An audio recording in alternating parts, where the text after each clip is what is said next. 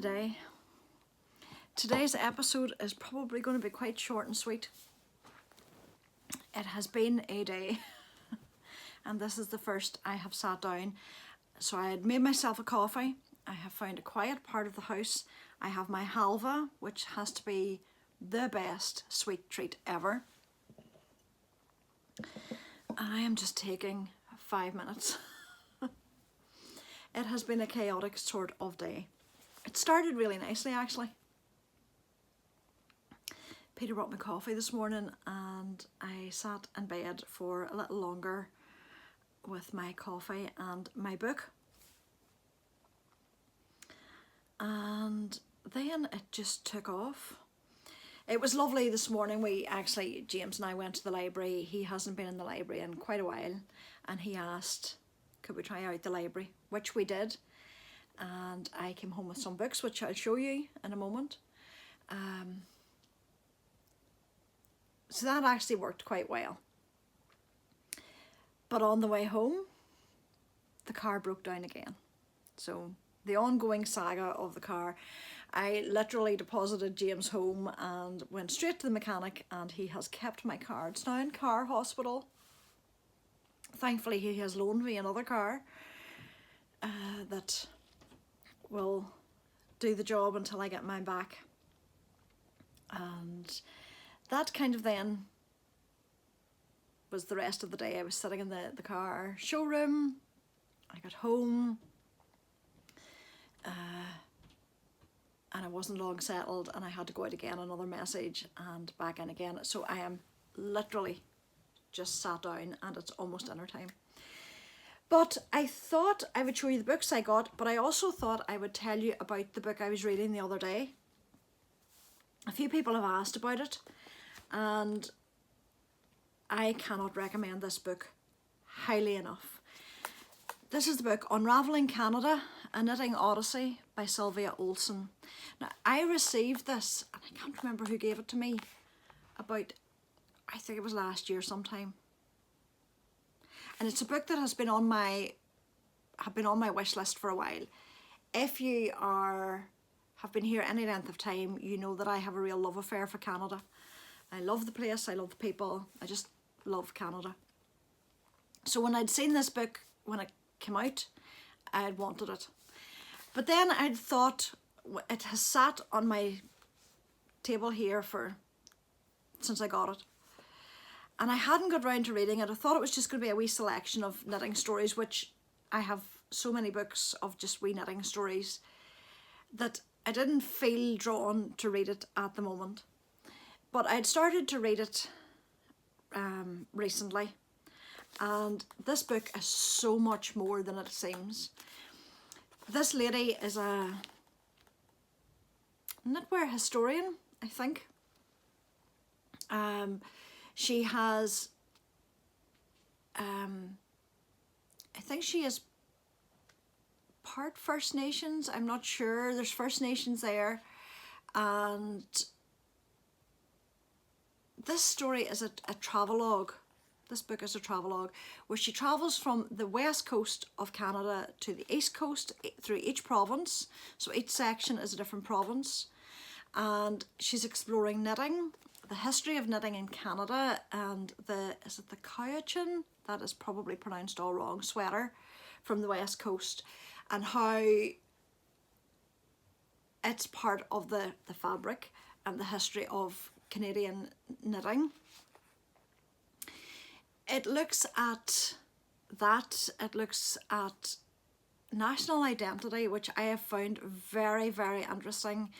What it means to her to be Canadian and how that affects her knitting, how her knitting affects her identity. And it's interwoven then with stories of other people and how that has influenced her thought processes on her identity. And I suppose there's that kind of conflict of identity, national identity here, and I relate to that to an extent. So it's just a fascinating story. There are the anecdotes about knitting, but this book is just so much more. It doesn't shy away from any of the history. It embraces all parts of Canadian history and the good and the bad, and it's a fabulous, fabulous book. And I am reading it really quickly. If anybody wants to know, I'm now entering Prince Edward Island. I have come across that far. We have been in all the provinces up to there, and she basically travelled across, did a road trip with her husband and visited yarn shops along the way in each of the provinces, and there met with groups of knitters and looked at sweaters that they brought in, and dated those sweaters from when they would have been knit, and kind of how, I think it's a Cowichan sweater has been adapted, changed, but is it still, you know, does that still make it the original type of sweater? How does that affect it? It's a fabulous read. Cannot recommend this book highly enough. So I'm hoping to finish it tonight. I'm a fast reader, which is probably good because, as I said, I was at the library, and I was really at the library to help James navigate the library, and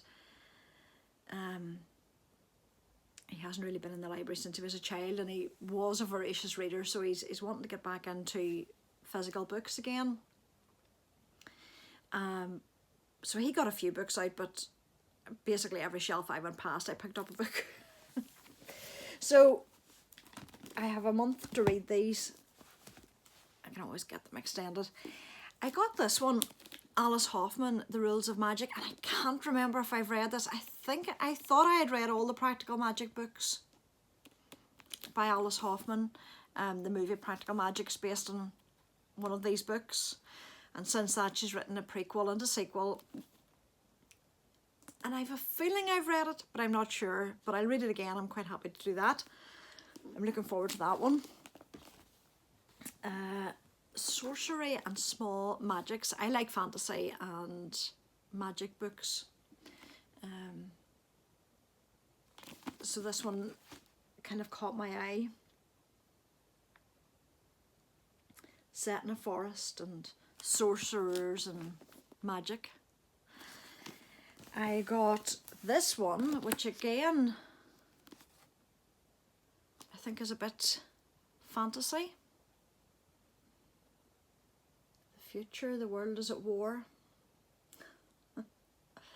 And people with powers and magic powers. So we'll try that one. And then this one is, I think, more a thriller.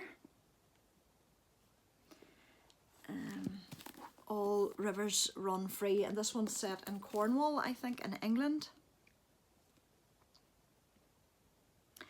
So I'm sure a lot of you are the same. Caught first by the covers, and then we have a wee look inside and see whether something strikes us. I'm sure I have rejected books that are probably very, very good just because I haven't liked the blurb or haven't liked the cover. So those were my finds from the library. I love the library. I don't use it often enough, but I do love the library and think it's a fabulous resource. And what I did notice today is how much of a community resource it has become. I mean, when I was a little girl, you went into the library and it was quiet. Now you go into the library and there was a knit group actually in one corner.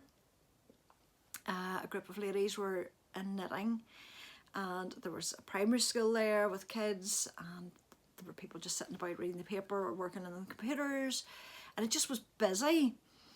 And this afternoon there was one book that James hadn't been able to find, and there are quite a few libraries in this area that we can utilise them all. So we tried out the other ones. Now we hit those at probably a bad time because the schools were out and they were very noisy. And when you're dealing with someone who has issues with noise, they weren't the pleasantest of places to be. But we enjoyed trying them out again, and I think he's quite keen to go back. And we also have the Libby app, which I would recommend if you haven't got it. And it gives you access to your local library and you can download your books. Almost sounded like an ad, but it's not.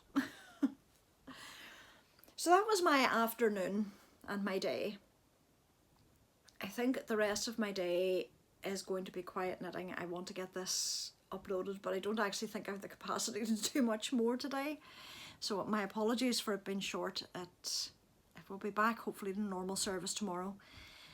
But I think the rest of my day is going to be spent with the needles in my hand and some comfort knitting.